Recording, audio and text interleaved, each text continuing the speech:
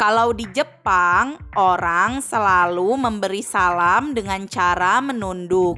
Di Korea, ternyata sama juga.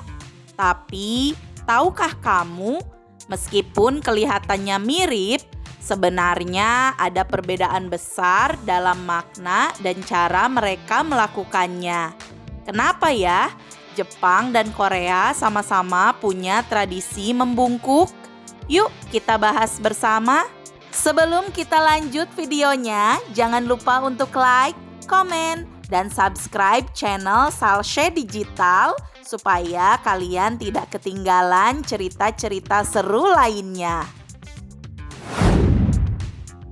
Tradisi membungkuk di Jepang dan Korea sama-sama berakar dari ajaran Konfusianisme yang masuk ke Asia Timur ribuan tahun lalu. Dalam Konfusianisme, rasa hormat pada orang lain, terutama yang lebih tua dan lebih tinggi kedudukannya, adalah nilai utama. Di Jepang, membungkuk atau yang disebut ojigi menjadi simbol sopan santun dan kerendahan hati.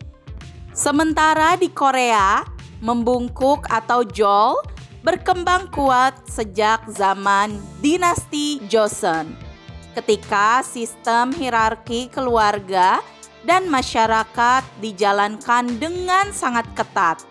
Jadi, bisa dibilang satu gerakan sederhana ini sebenarnya adalah hasil dari sejarah panjang, ajaran moral, dan filosofi yang sama, tapi dipraktikkan dengan cara berbeda di masing-masing negara.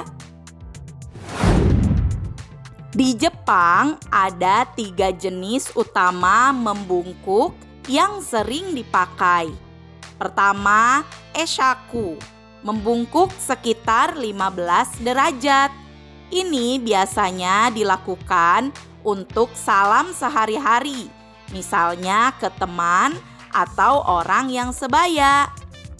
Kedua, kere, dengan sudut sekitar 30 derajat. Lebih formal, biasanya untuk guru, atasan, atau orang yang lebih dihormati. Ketiga, saikere, dengan membungkuk lebih dari 45 derajat.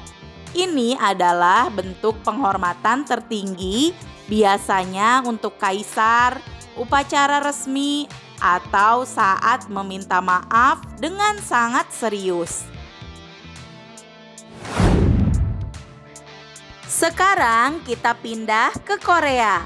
Di sana jenis membungkuk juga beragam, tapi nuansanya lebih kental dengan budaya, keluarga, dan tradisi.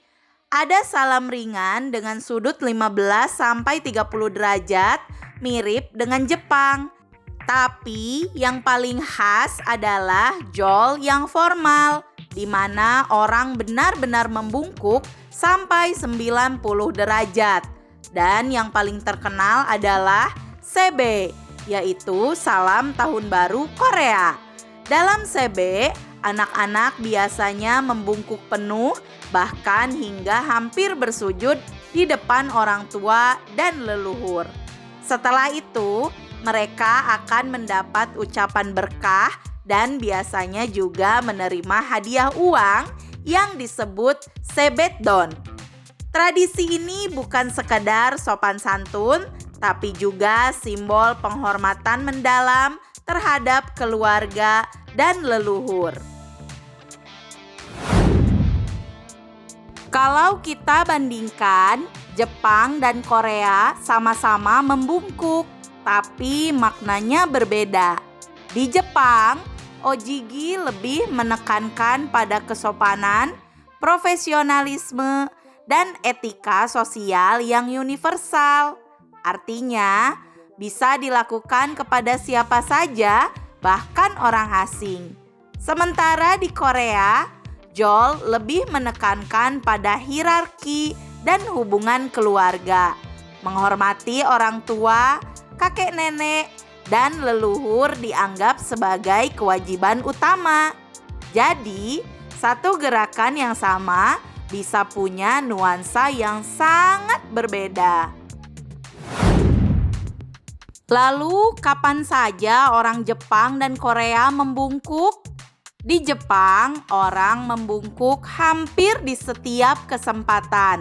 Saat bertemu atau berpisah, saat mengucapkan terima kasih, saat meminta maaf, bahkan saat berbicara di telepon bisnis, mereka tetap membungkuk meski lawan bicaranya tidak melihat. Sementara di Korea, membungkuk sangat identik dengan momen-momen penting. Misalnya di hari raya Solal atau Chuseok, saat pernikahan atau upacara adat keluarga.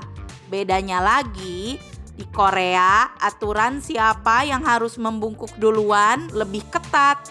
Biasanya orang yang lebih muda membungkuk dulu kepada yang lebih tua atau bawahan kepada atasan. Semua ada tata cara yang jelas. Ada beberapa fakta unik nih. Di Jepang, ada perusahaan yang secara khusus melatih karyawan cara membungkuk yang benar. Sudutnya harus tepat, durasinya pas, dan ekspresinya tulus.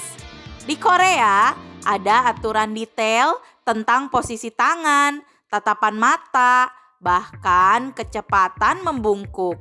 Kalau dilakukan terlalu cepat, dianggap tidak sopan. Kalau terlalu lama, bisa terlihat aneh. Menariknya, di Korea, saat anak-anak melakukan sebe pada tahun baru, suasananya bisa sangat hangat. Mereka membungkuk penuh, lalu mendapat ucapan panjang umur dari orang tua, dan tentu saja amplop berisi uang jajan. Siapa yang gak senang coba? Jadi kesimpulannya, Jepang dan Korea sama-sama punya tradisi membungkuk. Tapi maknanya berbeda. Jepang lebih menekankan pada sopan santun dan profesionalisme, sementara Korea lebih fokus pada hierarki keluarga dan penghormatan leluhur. Satu gerakan sederhana ternyata bisa punya makna yang begitu dalam ya. Kalau menurut kamu, budaya salam khas Indonesia apa yang sama berharganya dengan membungkuk? Tulis di kolom komentar ya. Dan jangan lupa subscribe channel ini untuk tahu fakta unik lainnya. Share juga video ini ke teman-temanmu supaya mereka juga tahu fakta-fakta yang mungkin jarang kita temukan. Sampai jumpa di video selanjutnya. Dadah!